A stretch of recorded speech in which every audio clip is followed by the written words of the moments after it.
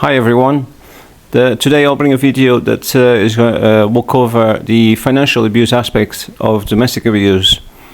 This is going to be a lengthier video than all the other ones I've posted before, but I will break it down and make it more manageable for either me or you to watch, particularly to those that don't have unlimited data on their phones.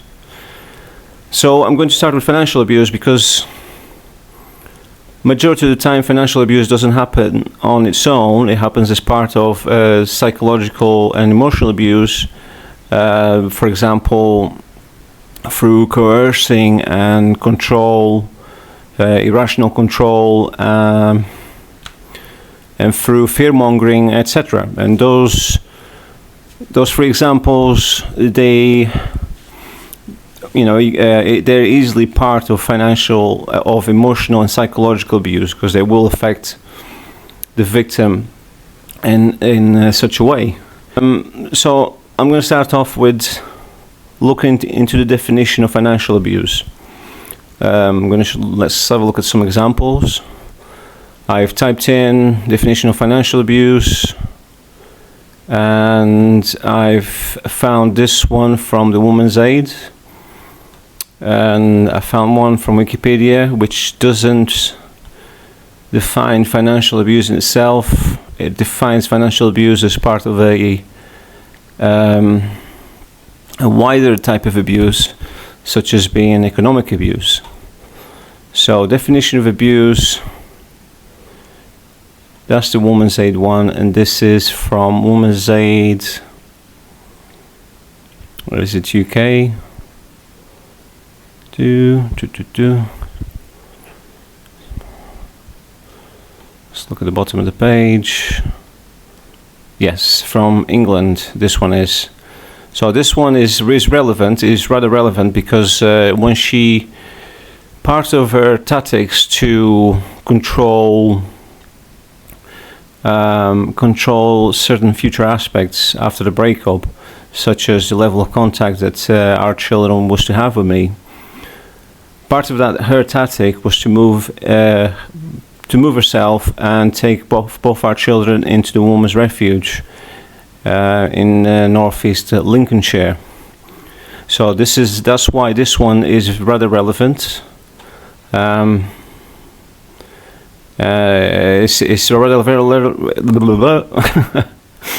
rather relevant because by the time I finish bringing you what I have in my possession, such as documents, footage, recordings, etc., it will show that it's highly unlikely she was a victim of domestic abuse. But despite so, the Women's Refuge took her in, clearly with very little evidence, and they kept her there for 2 months.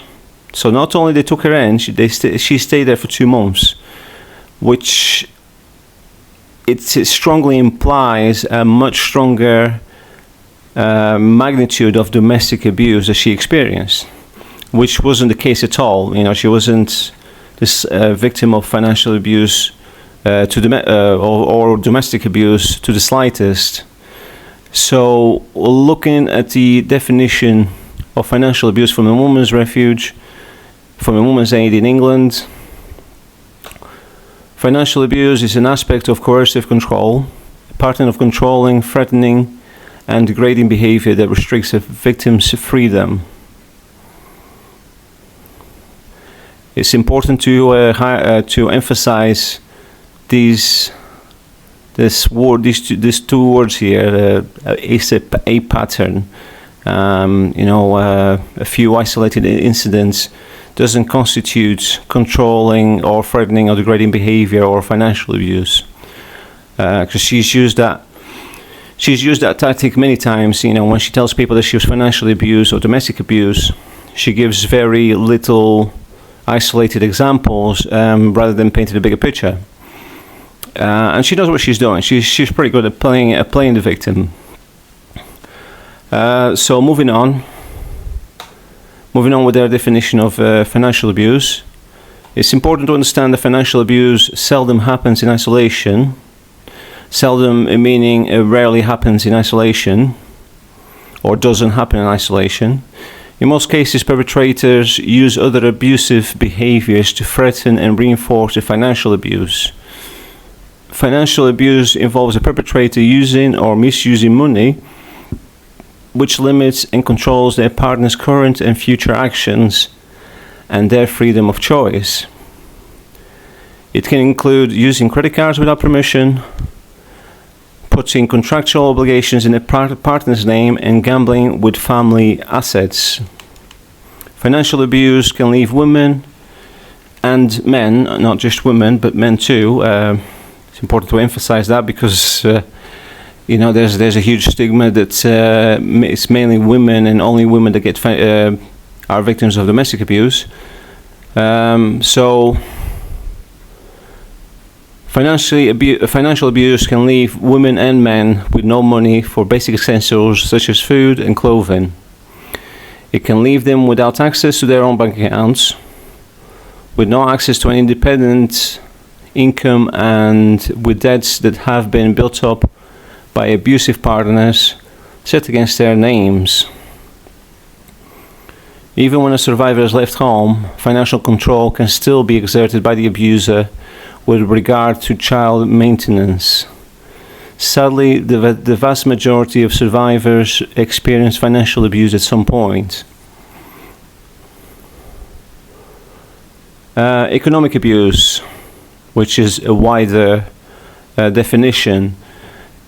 Economic abuse is wider in its definition than financial abuse, as it can also restrict access to essential sources such as food, clothing, or transport, and denying the means to improve a person's economic status, for example, through employment, education, or training. The charity Surviving Economic Abuse describes it in the following way. Economic abuse is designed to reinforce or create economic instability. And in this way, it limits women's and men's choices, and ability to access safety. Lack of access to economic resources can result in women staying with abusive men, or it can result in men staying with abusive women for longer and experiencing more harm as a result. So that's the definition from Women's Aid, the one that provided a refuge for my ex and both my children unjustifiably. Now, looking over at financial abuse from a woman's health, I believe this is likely to be okay, let's look for a more elaborate. Perhaps if I remove that from there.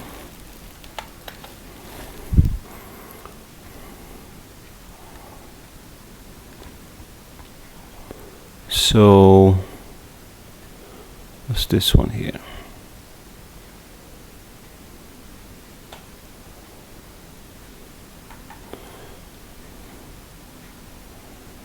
Women's law. What did they say about financial abuse? So it's a more elaborate with some examples, clearer examples. What is financial abuse? What are signs to look out for? Financial abuse is one form of domestic abuse. Withholding money, stealing money, and restricting the use of finances are some examples of financial abuse. To figure out if your partner is financially abusing you, think about how you are being treated by answering the following questions. And once again, I emphasize that for it to constitute abuse, it has to be a pattern. A few isolated incidents doesn't constitute abuse. So carrying on, think about how you are being treated by answering the following questions. Does your partner steal money from you or your family? No, I can say I've never done that. Force you to give him or her access to your bank accounts to make transactions without your input. I didn't force her to give me access to her accounts. Neither did she force me to give her access to my accounts. We both agreed sometime in late 2011 that rather than one asking for money, one they're low in money, or asking for the other one's card to use for a transaction, etc., it'll just make more sense to add each other to each other's accounts. So that happened in January 2012, if I'm not mistaken. But it wasn't forced, it was mutually agreed. And there wasn't any transactions without each other's input. At least, we're talking about significant transactions, major transactions, and I'm not talking about her asking me if she can buy a chocolate or me asking her if I can buy a coffee. No, you don't need each other's input for those kind of transactions, and that can't be classed as financial abuse unless you're buying 50 coffees a week and it's having a substantial negative impact in your finances. I don't see these occasional transactions being an issue or classed as part of financial abuse. So the other question is, does your partner make you feel as though you don't have a right to know any details about money or household resources? No, she can't say she felt like that, because I included her on the decisions decisions related to the financial aspect of our family lives. Although in the beginning of the second part of our relationship, I didn't get much of an input of her, but I still asked her for her input. Following question: does your partner put you on allowance even if you object to this? No, she was never put in allowance. Neither was I put in allowance. Following question: does your partner force you to account for all money you spend by? Does your partner force you to account for all money spent by, for example, asking for receipts? No, I never asked her for receipts unless it was for keeping records. For example, if we was asked for evidence that money was spent in a certain way, in order for it to be deducted from, in order for it to be exempt from tax or classed as an expense, a self-employment expense or household expense, etc. So those are the receipts that we kept, but that's rational. It wasn't. Again, I wasn't asking her for receipts for every single pound that was spent in her account, and she wasn't asking me receipts for every pound I was spending in my account either. So the next question, we was here asking for receipts. Yeah. Does your partner overuse your credit cards or refuse to pay the bills, thus running your credit?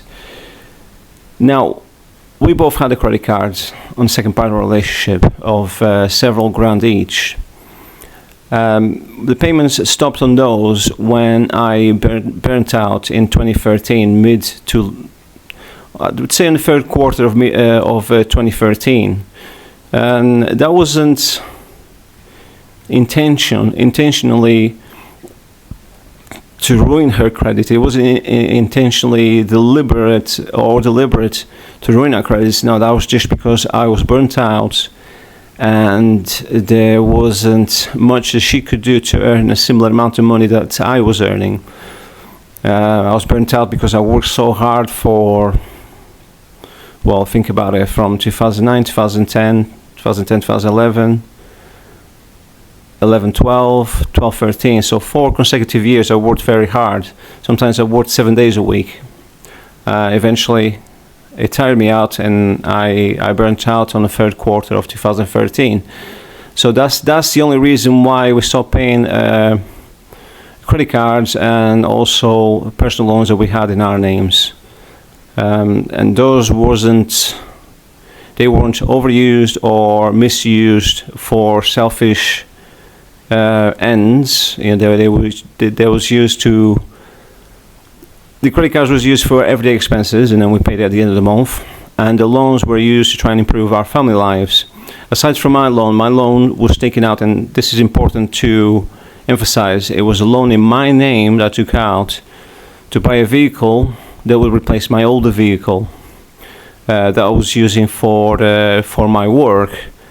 And my justification behind that is because comparing fuel economy between the two vehicles, if I had kept a new vehicle for a good 4 to 5 years, it eventually paid itself back with the mileage that it would do as I used it for work.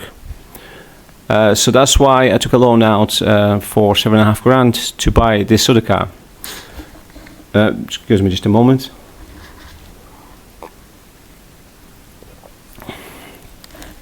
But this other car that I bought ended up being hers in the end anyway. It was passed on to her. So that's that question. Next question: does your partner prevent you from working or attending school or skill training sessions? No, she can't say that at all. I have evidence to show that I encourage her to take a level of training, take an amount of training, a rational amount of training, in order for her to progress in life. I have evidence of those, and I'll show you those as well in this segment of financial abuse. So the next question being, does your partner withhold physical resources from you, including food, clothes, necessary medications, or shelter? Guys, by the time I finish showing you her bank statements, my bank statements, and our credit card statements, that question will be answered by the evidence I'm going to show you. I don't even need to answer that right now. So does your partner force you to turn over your paychecks or public benefit payments? That will also be shown on her bank statements, because it shows that she was paid all the benefits that we qualified for was paid into her account. And when it came to income, paid work income, it was paid into her account too. And it was paid into her account on the year that she worked, and her maternity pay as well was paid into her account, not my account. And that's together with all the benefits that we qualified for, which was all paid into her account. Into my account was, I'd say mainly, if not all that was paid into my account was my profit from my gross takings from my self-employment. So that's a big no. Does your partner force you to cash in, sell, or sign over financial assets you own? No, she can't say that, because I gave her that car that I bought for $7,500, and I didn't take it back off her. When that car was sold, we bought another one which remained in her name, and she even took it with her when she left the house, when she fled to the women's refuge. We didn't have any other financial assets. We didn't have bonds or stock or any other type of property aside from the vehicles and furniture and clothing, etc. No big assets. So the next question: does your partner force you to agree to power of attorney so she/he can sign legal documents? Well, firstly, well done for women's law to not just say she, and that, they said she and he.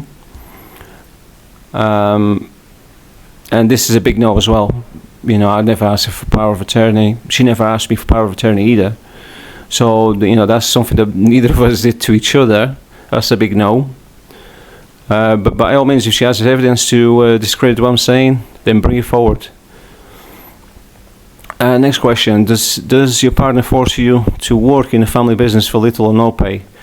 No, she, like I've already mentioned, she worked for the first year, but when she fell pregnant with Gabrielle, we mutually agreed that because I could bring more income than she could for the same amount of hours, we mutually agreed that she would stay at home and take care of Gabrielle and our next child, which happened to be Ayrton, whilst I went out and did all the hard work. That was a mutual agreement. So she didn't work as from 2010 until she left the family home. So that's a big no. That's a clear no. Next question. Does your partner prevent you from obtaining or using credit cards or bank cards? Yeah, I've already explained that to you a few moments ago. That's a big no. I'll show you the statements for those cards as well to support this.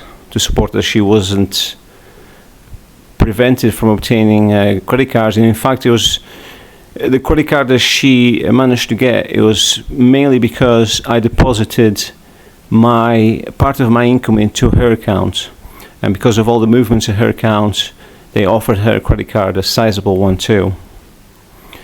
Does your partner refuse to work to help support the family? I've already answered that, and I will show you evidence of it. The only time it didn't work as hard, it was, like I've explained before, when I burnt out in the third quarter of 2013. I think around July, August time I burnt out, and I needed to take more time off and focus on my mental health, and also to spend time with both Ayrton and Gabrielle and her. That had a huge impact on me, because I worked so hard for those few years with the aim of getting enough money for a deposit to buy a house for all of us. And when it got to 2013, I felt burnt out. I experienced a depressive period in my life because of that, because it was all in vain. I lost all that time with Ayrton and Gabrielle in vain, just as I am losing now. We don't have any access, we don't have any contact with each other at all, and mainly because of her allegations. But that's something to be discussed in the future, if so. So the next question: does your partner interfere with your performance at work by calling you non-stop, visiting the workplace unannounced, etc.? No, that never happened. The only time something happened that was classed as interfering with work was in 2009. I secretly arranged with her boss to not give her any shifts for a number of days. I can't remember exactly how many days it was. I think it was something like 4 or 5 days. Not give her any shifts in those days. And the reason being, it was because I booked a mini cruise for us to go to Belgium. Me, her, and this was when she was pregnant, when Gabrielle was in her belly. But that can't be classed as financial abuse. That was for her benefit, for her emotional and psychological benefits, more than anything. So that's a big no. Does your partner threaten to falsely report you for cheating on your public benefits so they will be cut off? No, that never happened. If I did that to her, it will affect the whole household, not just her.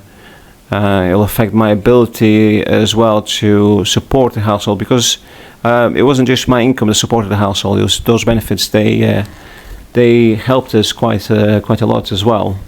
So no, that never happened.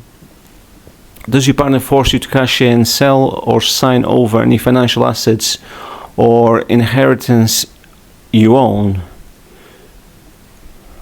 No, that never happened. Neither I did to her or she did it to me. Does your partner force you to agree to a power of attorney that would enable you? Yeah, this has already been covered on the question before. So if you have answered yes to more than one of these questions, your partner may be financially abusing you. Basically what this says is that there is a few indications, if you answer yes to a few questions, and it's more than likely it needs to be looked into further. Where there is financial abuse, there might also likely be other forms of abuse in your relationship. To see if you are being emotionally, physically, or sexually abused, you can go to the following pages on our website: Signs of Abuse and Forms of Abuse. So this is a rather elaborate definition of financial abuse. But if you guys aren't satisfied with the examples I've given you, you can easily go over to the internet and look for yourself. This is Wikipedia's definition of economic abuse.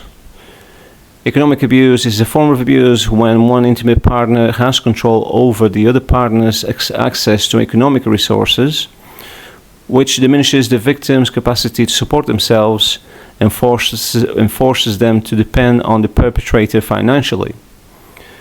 It is related to, or also known as, financial abuse, which is the illegal or unauthorized use of a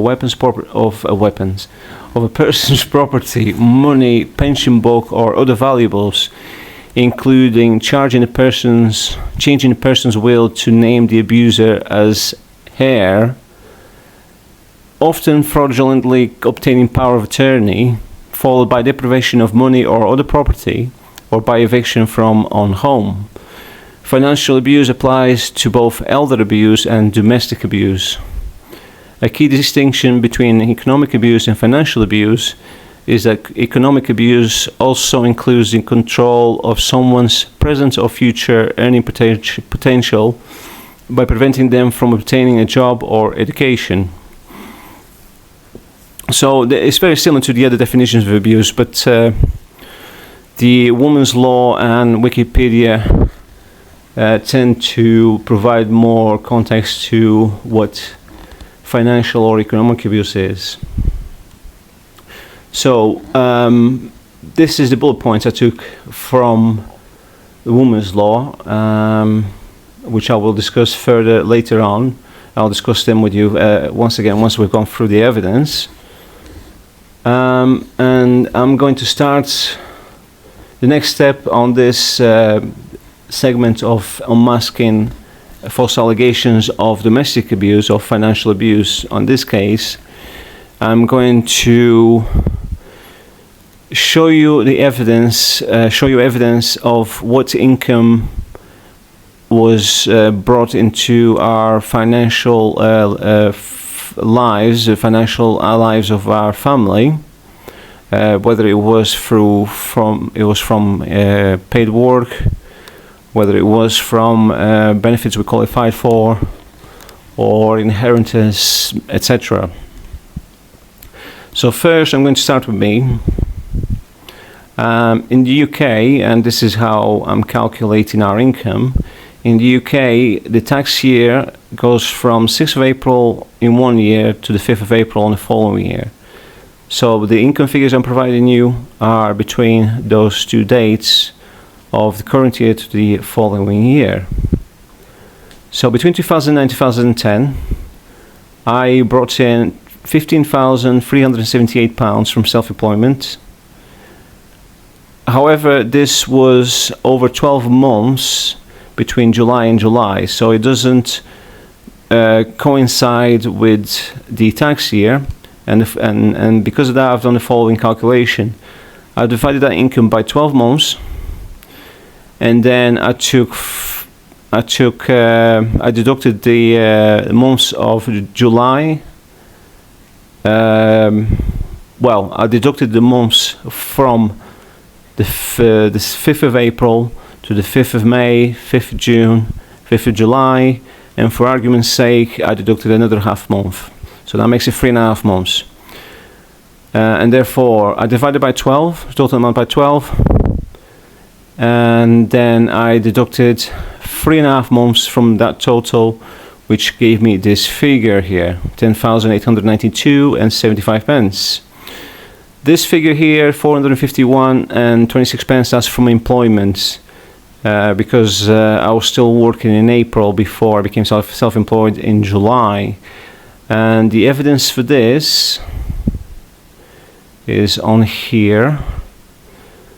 So this is a pay slip for April, 451.26, and this is my accounts, which will show you that there's my name there, JM Abreu, and net profit 15,378. This is before tax, so there's still tax to be taken off that. So that's my income for 2009, 2010. 2010, 2011, it worked out at £14,409. And evidence of this, I believe, is on here. Yeah, £14,409.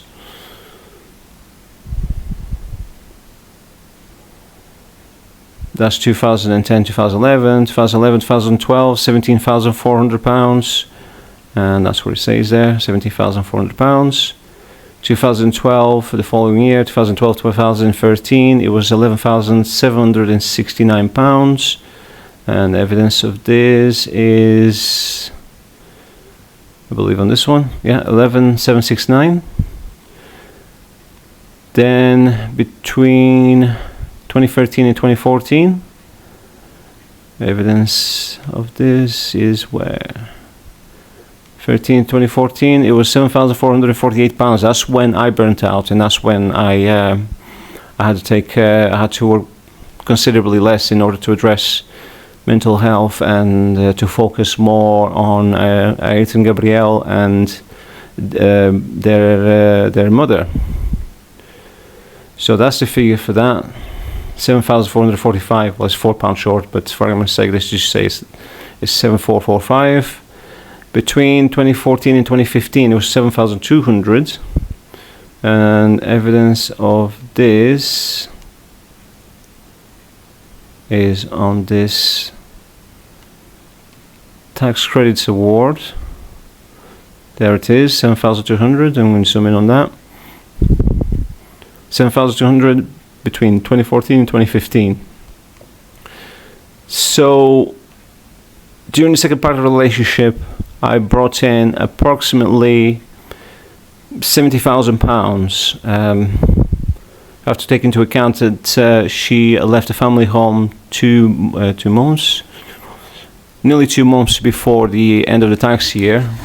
So that figure might have gone down to perhaps 68,000 or 67,500. And from on her behalf, from paid work, on the first year, that's how much she brought in, 5,846 and 42 pence. And I believe it shows on here, yes, end of year certificate, 5th of April 2010, 5,846 and 42 pence. And then for the following months, it was estimated that she brought another £2,000 in from maternity pay. I'm not sure if that evidence is somewhere here. Let's look at the tax credits award.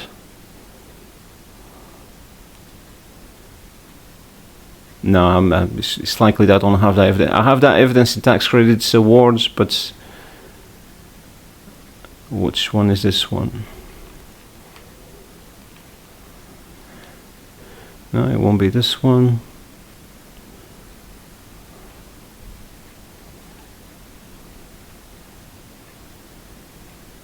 No, there's no income figures on these tax credits awards.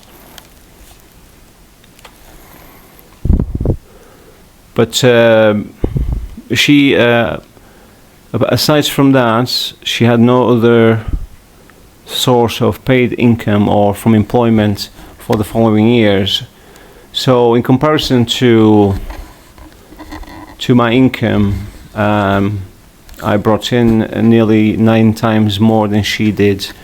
But this, as I've already explained, this was also because we mutually agreed that one of us should stay at home with our children on the first few years of their lives, and it was established that I could bring in more of an income than she could in the same amount of time, the same amount of hours.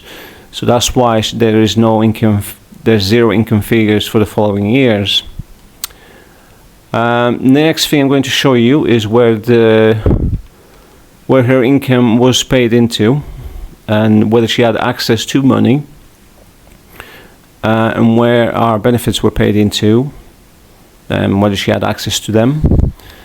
And also, you will see, as I scroll through the account statements, you will see that she wasn't restricted from spending. I think I counted in total this many transactions on her account statements, and for 2009, the year 2009, 2010, 2011, I didn't have access to those accounts. It was mainly in her name, and she was the only one using her card to make purchases and withdrawals. It was only in 2012 and 2013 that we gave each other access to each other's accounts, and therefore some of these transactions would have been mine. But then again, some of the transactions on my account would have been hers. So in a way, it kind of balances itself out. But nonetheless, 419, 611, 426, these, for example, in 2009, this is over one transaction per day. In 2010, it's nearly, well, not nearly two transactions, but 1.5 transactions per day. So one day, one transaction, one day, two transactions. That's what it averages on, more or less. In 2011, 426 transactions. 2012, 393. In 2013, 467 on a joint, on all accounts. But from those, 255 was on her own independent account. Because in 2013, when we came to realize that with me being burnt out, it meant that we won't be able to keep up with repayments, and take into account the amount of debt accumulated, it would have been better for us on the long run to file for insolvency. And I don't know in the rest of the world, but in the UK, if you file for insolvency, majority of banks wouldn't allow you to have an account with them. Aside from the cooperative bank, they at the time they have an account classed as a cash minder. I still have that account today. I don't know if they still offer that account to people today, to new account holders. But those accounts, they couldn't be opened jointly. So it had to be one account in my name, one account in her name. To my understanding, that was their terms, and that's why we ended up opening independent accounts for each other. So ultimately, I will show you that she had access. That 65,500 was paid into her accounts, including benefits, a loan, and profit from self-employment, according to her bank statements between February 2009 and December 2013. And likely that another 10,000 was paid into her account during 2014, because she was getting all benefits paid into her accounts.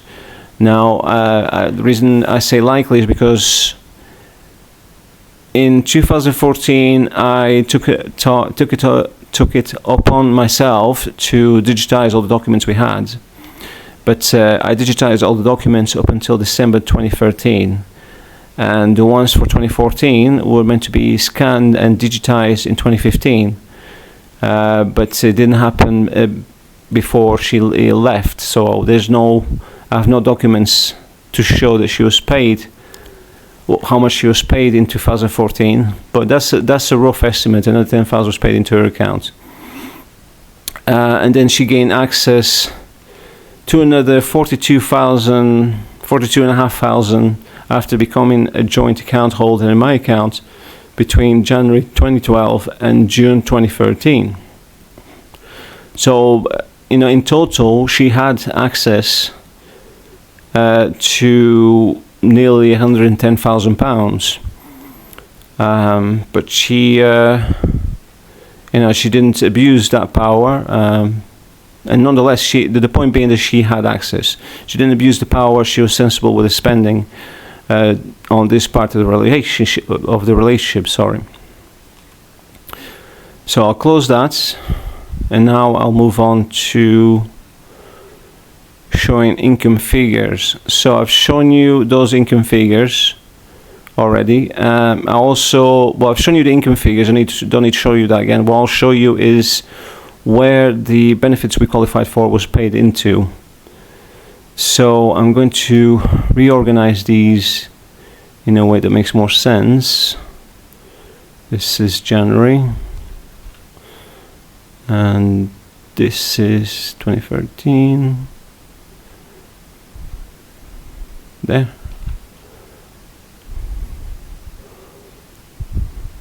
Yeah, this is, and this one is down here. I'm organizing it this way because then we can go over these documents in chronological order and show you where the benefits were paid into. These documents are one of several documents that shows where the income was paid into. These documents will be her bank statements. So starting in 2010. So when we qualified for child benefit, when Gabrielle was born, she was getting that amount per week, and it was paid into Barclays Bank Place. Claim is in her name. We will supposedly call her Miss Wick, not related to Mr. Wick. No, this is she's got nothing to do with them. But for argument's sake, let's call her for Miss Wick.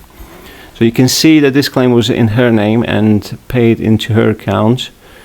I'll show you payments of child benefit into her account when we get to the account statements.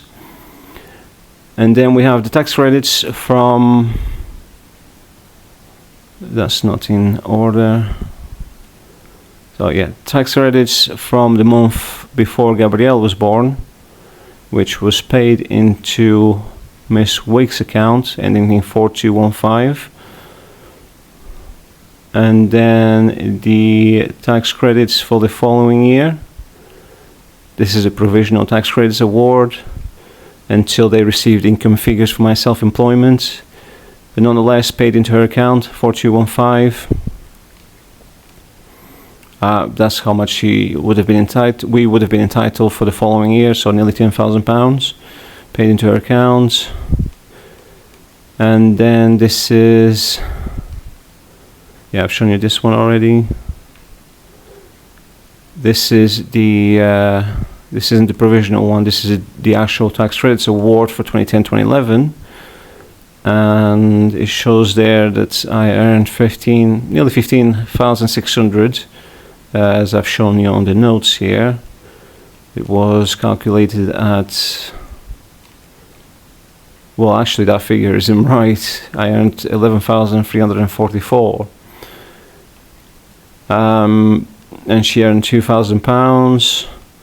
Point being is that those benefits were paid into accounts this week. And again, child tax credit paid into account. That's working tax credit there.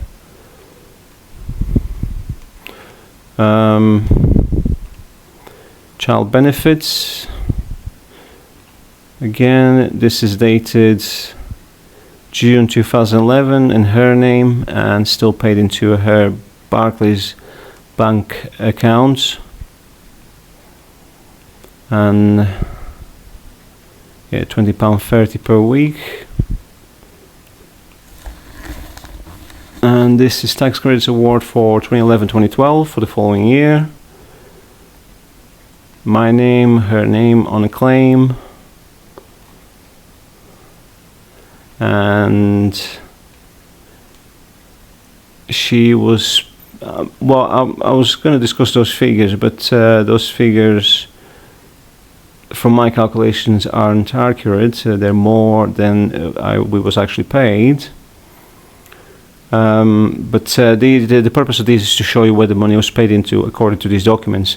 And again, paid into week 4215 for working tax credits, and then child tax credits Miss Wick 4215. Then the following year, again, my name, her name, Miss Wick, dated July 2011. And again, it was paid into her account, Miss Wick 4215. That's working tax credit, child tax credit, Miss Wick 4215. This is for which year? This isn't meant to be there. Oh yeah, this is meant to be there. This is a loan I talked to you about, £7,500 loan that I took out to replace my work vehicle, because the work vehicle I had already been in a few accidents, and there were several faults with it. It deemed the car not worth of repairing when accounting for its value in the market at the time. So but the point being, this to show you, this was in my name. It wasn't taken out in her name, it was taken out in my name, and I'm still liable for that today. So none of the tax credits, and this one was dated January 2012 for the years 2012, and the figures I've shown you before also paid into her account, 4215. That was working tax credits, child tax credit paid into her account. I should have blanked that out, and I'm going to do that when I edit the video. The next tax credits dated on the following month. My name, her name, Miss Wick, again paid into her account, working tax credit, her account, child tax credit, her account, child benefits in her name, and this is dated March 2012, and this is a couple of weeks after Aiden was born, so she would have been receiving slightly more. Yeah, another $13.40 per week, so it would have been $33.70 per week paid into her accounts. Tax credits in 2013 for the years of 2012, 2013. It was paid into whose accounts? It doesn't say here. Well, that was unhelpful. This one is for which year? This is for 5 months in 2013. My name, her name, joint claim, and it was paid into. This is another one that's not going to say where it was paid into. Yeah, another one that doesn't say it was paid into. But from her account statements, you'll be able to tell that it was paid into her account. And not my account. So again, her name is Wick, and these was paid into, again, it doesn't show, income support, and her name, October 2013, she was entitled to this much per week, paid into which account? Told us, but it doesn't tell you which account. Well, I'll show you from the account statements, bank account statements, which account it was paid into anyway. And then this was for housing benefits, bank transfer. It was paid to a landlord, but she was entitled to it. This is dated October 2013. And this is a more elaborate one, which will tell you her name, Miss Wick, Miss Wick, and housing benefit. She got that much a week, and then there would have been council tax deductions. It doesn't say anything on there, but I'd imagine it would have been most of it. And I've shown you these already. You know, these are my working tax credits in my name, and that's how much I received for the whole year. And this one here, I need to zoom out. This is for that, but it'll have the income figures for 2014, 2015, which was that. So that's pardon me, I need a drink.